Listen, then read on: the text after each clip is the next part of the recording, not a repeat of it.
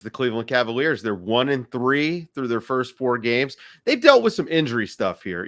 Jared Allen obviously being out, Darius Garland been out, Donovan Mitchell not at 100%. I don't know if it's all injuries though. I mean, Mobley at center is not working. Like I don't know if he'll ever be ready. Maybe year 7, but right now, like it's just not there for him. Yeah, part of it for me though too, and I'm there with you, Dave. Like on him, questions of him being a center, I feel like we're getting the answer pretty well right here now. But I also think part of it for them is the injuries, but I also think relatively sneaky tough schedule.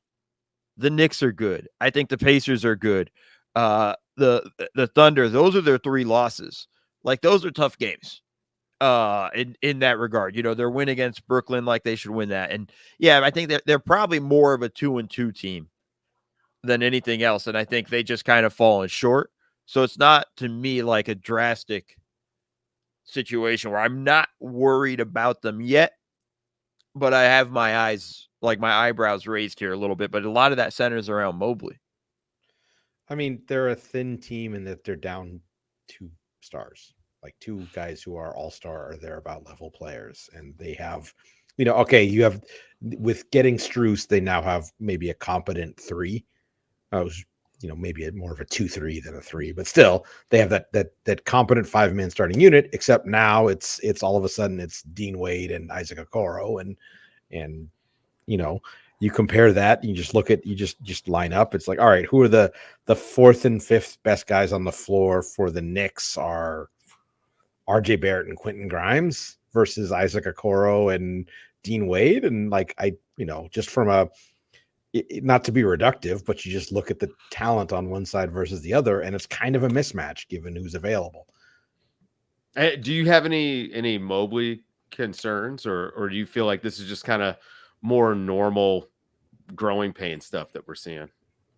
I have some concerns. Some of these were expressed last year, and there was a little bit more of, well, of course he hasn't expanded his game because they just dropped Donovan Mitchell onto the middle of this team. And obviously that the extra opportunities you're hoping he gets all of a sudden have been, no, I'm not going to make a terrible pun about spider webs, but anyway. But yeah, I think, it's a week into this season, so we don't want to go too crazy, but at the same time, they have those guys out, and he took 9 shots last night. Right. I mean, that's my point. Yep. That's the point, right? Like that's where it's like, I wanted to see Mobley develop on the offensive end going into this season. And you listen, this is like early reaction, all that stuff. And we're a little bit out of control, but like seeing it now, I'm just like, that's a problem. The situations in the clips I have where he's passing out of situations where he needs to go up and get fouled is surprising to me. No free throws last night too. Yeah, well, because you can't get free throws when you finally get at Mitchell Robinson. And listen, Mitchell Robinson's good. Your shot might get rejected. You might not get fouled. But like when you have that opportunity, you got to attack. And for you to just not even bother attacking and kicking it out, he handed Donovan Mitchell a grenade on one possession because he literally got it. He gave it to Mitchell at the top of the 3-point line with 3 seconds left. Like, yeah. That's a challenge right there for him.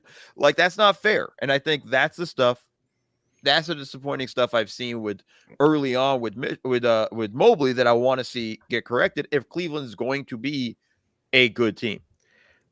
So he was 3 of 9 last night, especially with those 2 guys out. I'd rather see him be 3 of 18. Right. Yeah. I mean, Xavier Tillman was 3 of 14 the other day. And Mobley nobody needs to see that. I mean, that's really the problem with Memphis. There's a lot of Xavier Tillman.